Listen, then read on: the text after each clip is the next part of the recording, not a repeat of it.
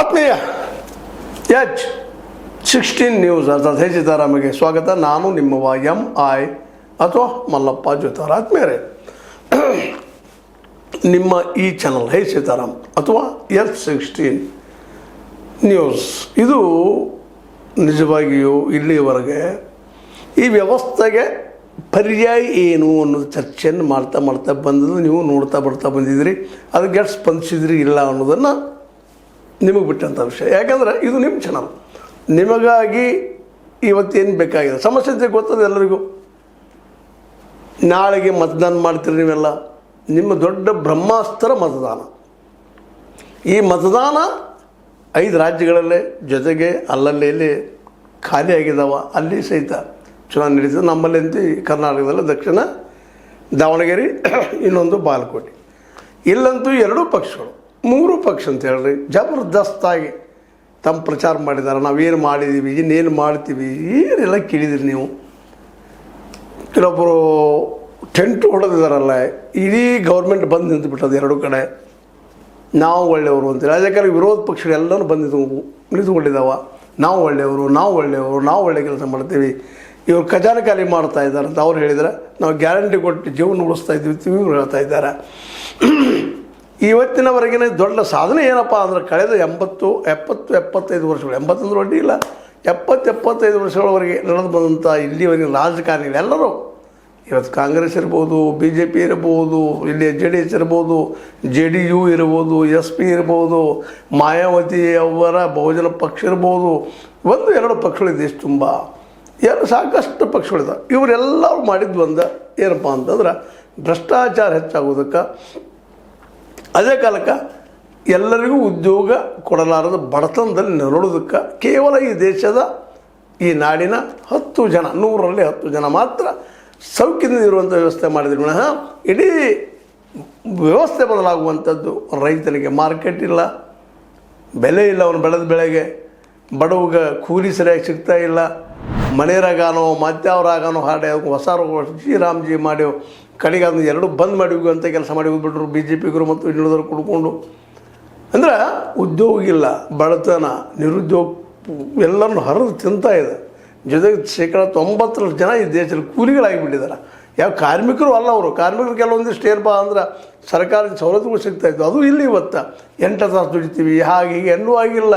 10 ತಾಸು ದುಡಿಸ್ಕೊಳ್ಬೇಕು, ದುಡಿಬೇಕು, 12 ತಾಸು ದುಡಿಬೇಕು ಅನ್ನುವಂಥ ದುಸ್ಥಿತಿ ಇವತ್ತಿರೋದು. ಇದಕ್ಕೆಲ್ಲ ಕಾರಣ ಯಾರು ಅಂದ್ರೆ ಮೂಲತಃ ಈ ರಾಜಕಾರಣಿಗಳು ಬುದ್ಧಿವಂತರು, ಅದ್ರ ಜೊತೆಗೆ ಅಧಿಕಾರಶಾಹಿ ವರ್ಗದವರು, ಇಡೀ ಒಂದು ಕಲಿತ ಜನ ಅಂದರೂ ಅಡ್ಡಿಲ್ಲ. ಅಲ್ಲಿ ಎಲ್ಲೋ ಬೆರಳೆಣಿಕೆ ಜನ ಒಳ್ಳೆಯವರು, ಆದರೆ ಅವ್ರ ಮಾತು ನಡೆಯುವಾಗಿಲ್ಲ, ಯಾರು ಹೇಳಿ ಯಾರು ಕೇಳುವಾಗಿಲ್ಲ. ಒಂದು ರೀತಿಯಿಂದ ಎಲ್ಲ ಅನಾಥರಾಗಿಬಿಟ್ಟಿದ್ದಾರೆ ಪಾಪ. ಎಲ್ಲ ಇದ್ದು ಏನೂ ಮಾಡ್ಲಿಕ್ಕೆ ಬರೋದಂಥ ಜನ ಸಾಕಷ್ಟಿದ್ದಾರೆ ಇಲ್ಲ. ಅದು ಎಷ್ಟೋ ಕೆಲವೇ ಜನರಿಂದ.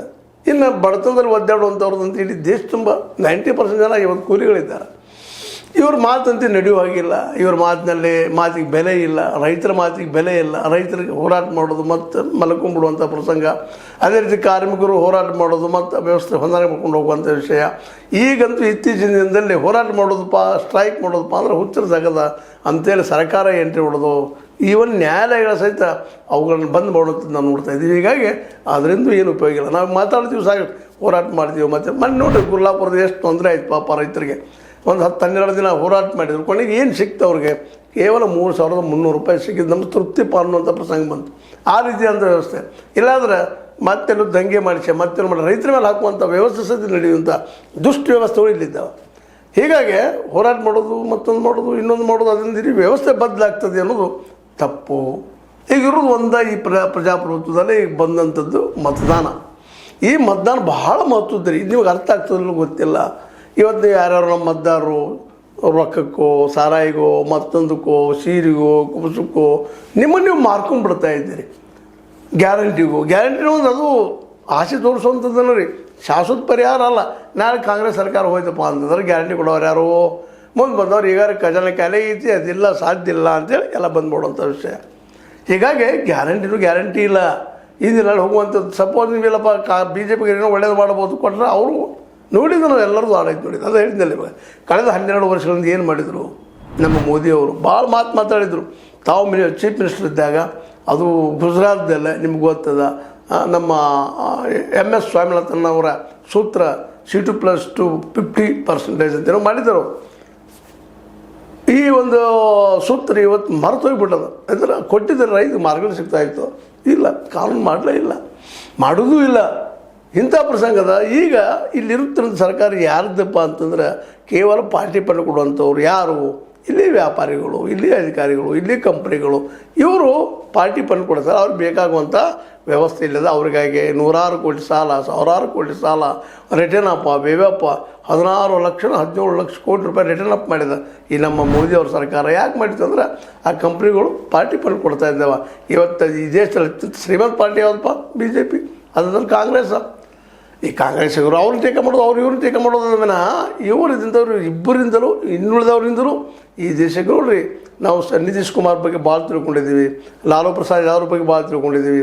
ಇಲ್ಲಪ್ಪ ವಾಜಪೇಯಿ ಅವ್ರು ಬಂದ ತಕ್ಷಣ ಒಳ್ಳೇದಾಗ್ತದೆ, ಸ್ವದೇಶಿ ಮೂವ್ಮೆಂಟ್ ಆಗ್ತದೆ, ಒಳ್ಳೆಯವರಿದ್ದಾರೆ ಅಂತ ನಾವು BJP ಬದಲಿಲ್ಲ, RSS ಬದಲು ಏನೋ ಕನಸ್ಕೊಂಡಿದ್ದೀವಿ.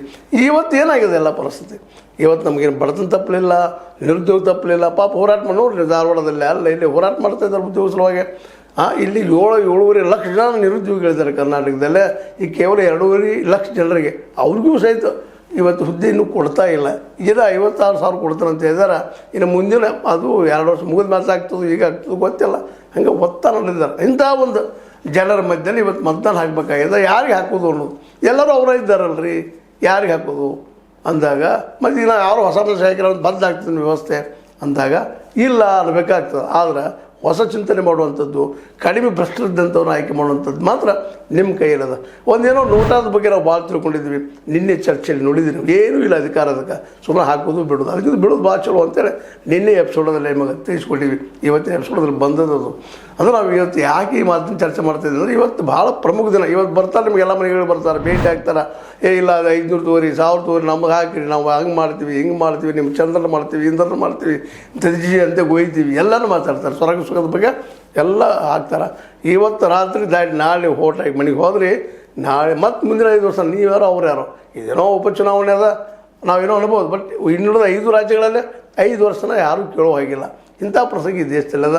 ಈ ದೇಶದಲ್ಲಿ ಬದಲಾವಣೆ ತರಬೇಕಾಗಿತ್ತಪ್ಪ ಅಂತಂದ್ರೆ ಹೌದಪ್ಪ, ಯೋಗ್ಯರನ್ನು ಆರಿಸ್ಬೇಕಾಗಿತ್ತು. ನಿಮ್ಮ ಕೈಯಲ್ಲಂದ್ರೆ ಅದು ಮತ್ತಾರ ಕೈಯಲ್ಲೂ ಇಲ್ಲ. ನೀವು ಇದ್ದಂಥವ್ರು ಕಾಂಗ್ರೆಸ್ಸಿಗಿರಾತು, BJPಗಿರಾತು, ಅವ್ರು ಏನು ಹೇಳ್ತಾ ಇದ್ದಾರೆ ಲಕ್ಷ ಕೊಟ್ಟು ಕೇಳ್ಕೊಂಡು ಅವರು ನಿಮಗೆ ಸರಿ ಅನಿಸದೆ ಹೋದ್ರೆ, ನಿಮಗೆ ಉದ್ಯೋಗ ಅವ್ರು ಕೊಡದೆ ಹೋದ್ರೆ ಯಾಕೆ ಅವ್ರಿಗೆ ಮತ ಹಾಕ್ತೀರಿ? ಬೇರೆದವ್ರು ಹೇಗೆ ರೀ ಪತ್ತ ಅವನು ಬಡವನ ಆರಿಸ್ತೊಂಡು ಬನ್ನಿರಿ.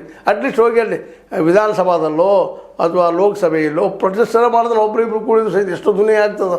ಅದು ಇಡೀ ವ್ಯವಸ್ಥೆ ನಾವೆಲ್ಲ ಕೂಡ್ಕೊಂಡು 90% ಎಲ್ಲ ಕೂಡಿ ಒಗ್ಗಟ್ಟಿನಿಂದ ಯೋಗ್ಯರನ್ನ ಆಯ್ಕೆ ಮಾಡಿದ್ವಪ್ಪ ಅಂತಂದ್ರೆ ನಿಶ್ಚಿತವಾಗಿ ವ್ಯವಸ್ಥೆ ಬದಲಾಗ್ತದೆ. ಯಾಕಂದ್ರೆ ಬದಲು ಮಾಡೋರು ಯಾರು? ಬದಲು ಮಾಡೋದು ಯಾವುದು? ಸಂಸತ್ನಲ್ಲಿ ಮೆಜಾರಿಟಿ ಇದ್ದಂಥವ್ರು ಅದು ಚೇಂಜ್ ಮಾಡ್ತಾರೆ. ಈ ಮೆಜಾರಿಟಿ ಯಾರು ಬಂದಿರ್ತಾರೆ?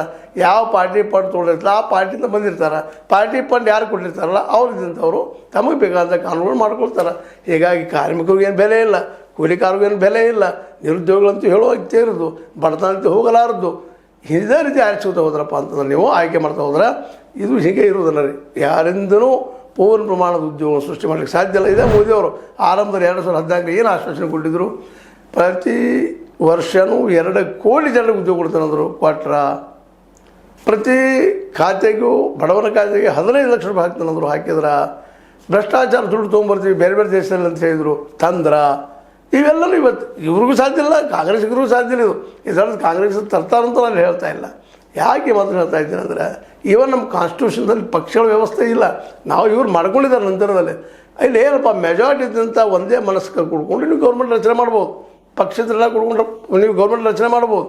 ಈ ದೇಶಕ್ಕೆ ಒಳ್ಳೇದಾಗೋ ದೃಷ್ಟಿ ಇಟ್ಕೊಂಡು ಆ ದಿಶೆಯಲ್ಲೇ ನಮ್ಮಲ್ಲಿ ರೈತರು, ಬಡವರು, ನಿರುದ್ಯೋಗಿಗಳು, ಅದೇ ಕಾಲಕ್ಕೆ ಕೂಲಿಕಾರರು, ಕಾರ್ಮಿಕರು ಮತ್ತು ಜಾತಿ ದಿಶೆಲ್ಲ ಮಾತಾಡೋದಿಲ್ಲ. OBC ಇಲ್ಲ, ಅದು ಬಿಟ್ಟು ಎಲ್ಲರಲ್ಲಿ ಬಡತನದ ಎಲ್ಲರೂ ಕೂಡ್ಕೊಂಡು ಯೋಗ್ಯರನ್ನ ಆಯ್ಕೆ ಮಾಡುವಂಥ ಸಂದರ್ಭದ ಇದನ್ನು ಮಾಡಿದಿರೋದು ನಿಜವಾದ ದೇಶ ಸೇವೆ ಇದು.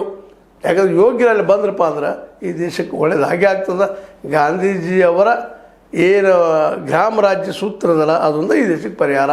ಅಗ್ರಿಕಲ್ಚರ್ ಒಕ್ಕಲ್ತನಕ್ಕೆ ಮಾರ್ಕೆಟ್ ಆಗಬೇಕು. ಅದೇ ಕಾಲಕ್ಕೆ ಒಕ್ಕಲ್ತನ ಆಧಾರಿತ ಉದ್ಯಮಿಗಳು ಹಳ್ಳಿಗಳಲ್ಲೇ ಬೆಳಿಬೇಕು. ಅಂದಾಗ ಮಾತ್ರ ನಮಗೆಲ್ಲರೂ ಉದ್ಯೋಗ ಸಾಧ್ಯತೆ. ಸುಮ್ಮನೆ ಹಂಗೆ ಆಶ್ವಾಸನೆ ಕೊಡ್ತಾರೆ. ಸಿದ್ದರಾಮಯ್ಯರು ಇವರು ಸಾಕಷ್ಟು ಆಶ್ವಾಸನೆ ಕೊಡ್ತಾರೆ. ಗ್ಯಾರಂಟಿ ಕೊಟ್ಟಿದ್ದು ಲಾಭ ಗ್ಯಾರಂಟಿ ಹೌದು, ಇವ್ರು ಇರ್ತಾರೆ ಗ್ಯಾರಂಟಿ. ಇಲ್ಲಂದ್ರೆ ಇವ್ರು ಆದ್ಮೇಲೆ ನಾಳೆನೋ ಎಲ್ಲರೂ ನಮ್ಮ ಉಳಿದ ಪಕ್ಷಿಗಳ ಬಣ್ಣದ ಮಾದರಿ ಬೇರೆ ಇಲ್ಲಪ್ಪ ಏನೋ ಮಾಡ್ತದೆ ಕೊಟ್ಟರು, ಬೇಡ ಅವ್ರು ನಾಳೆ ಗ್ಯಾರಂಟಿ ಕೊಡ್ತಾರೆ ಜೀರೋ ಹೇಳಿದ್ಕೊಂಡು ಒಪ್ಪೆ ಹಾಕಿದ್ರಿ. ಅವ್ರು ಮಾಡ್ತಾರಾ ಇಲ್ಲ ಅನ್ನೋದು ಈಗ ನೋಡ್ತಾ ಇದ್ದೀವಿ ಕಳೆದ 12 ವರ್ಷಗಳಿಂದ. ಅದಕ್ಕಾಗಿ ಯೋಗ್ಯರನ್ನ ಆಯ್ಕೆ ಮಾಡೋ ಸಂದರ್ಭದ ದಯವಿಟ್ಟು ನಮ್ಮ ಮತದಾರರು ಎಚ್ಚರಿಕೆಯಿಂದ ಮತದಾನ ಮಾಡಿ ಯೋಗ್ಯರನ್ನ ಆಯ್ಕೆ ಮಾಡಿಕೊಂಡು ತಮ್ಮ ಸಮಸ್ಯೆ ತಾವು ಬಗೆಹರಿಸ್ಕೋಬೇಕಾಗಿದೆ. ಇಲ್ಲಿ ಯಾರೂ ಬಂದ ಬಗೆಹರಿಸೋದಿಲ್ಲ. ಒಂದಿನ ಬಗೆಹರಿಸಿದ್ರೆ ಇಷ್ಟೊತ್ತವರೆಗೆ ಬಡತನ ಇರ್ತಿರಲಿಲ್ಲ, ನಿರುದ್ಯೋಗ ಇರ್ತಿರಲಿಲ್ಲ, ಜೊತೆಗೆ ಪಾಪ ನಮ್ಮ ನಿರುದ್ಯೋಗಿಗಳು ಸ್ಟ್ರೈಕು ಮಾಡ್ತಿರಲಿಲ್ಲ, ಕೂಲಿಕಾರರು ಇವತ್ತು ಉಪವಾಸ ಮಾಡುವಂಥ ಪರಿಸ್ಥಿತಿ ಬರ್ತಿರಲಿಲ್ಲ ಅಂತ ಹೇಳ್ತಾ, ಇದು ನಿಮ್ಮ ಕೈಯಲ್ಲಿ ಇರುತ್ತಿರುವಂಥ ಒಂದು ಕ್ಷಣ, ನಾಳೆಯ ಕ್ಷಣ, ಒಂದು ಕ್ಷಣದಲ್ಲೇ ಬಟನ್ ಹೋಯ್ತಿರಿ ಮುಗಿದು ಹೋಗಿಬಿಡ್ತು. ಮತ್ತು ಹಳ್ಳಿ ಜನರ ಆರಿಸಿರಿ, ಅದು ಯಾರೋ ಬರಲಿ, ಅವರು BJP ಬರಲಿ, ಕಾಂಗ್ರೆಸ್ಸಿಗರು ಬರಲಿ, JDS ಅವ್ರು ಬರಲಿ, ಬರೀ ಮಾತಾಡ್ತಾರಷ್ಟೇ, ಕೆಲಸ ಇಲ್ಲಂದ್ರೂ ನಡೀತದೆ ಅಂತ ಹೇಳ್ತಾ, ಇದು ನಿಮ್ಮ ಲೈಕ್ ಆಗಿರ್ಬೋದು, ಲೈಕ್ ಮಾಡಿ ಕಮೆಂಟ್ ಮಾಡಿರಿ. ಆದರೆ ದಯವಿಟ್ಟು ಒಳ್ಳೆಯರಿಗೆ ಮತದಾನ ಮಾಡೋದನ್ನು ಮತ ಹಾಕೋದನ್ನು ಮರೆಯದಿರಿ ಅಂತ ಹೇಳ್ತಾ, H60 ನ್ಯೂಸ್ ಅರ್ಥ ಶೇಷಿತಾರೆ ಅಂತ ಸತ್ಯ ಕೈಗಳಲ್ಲಿ ವಂದನೆಗಳು.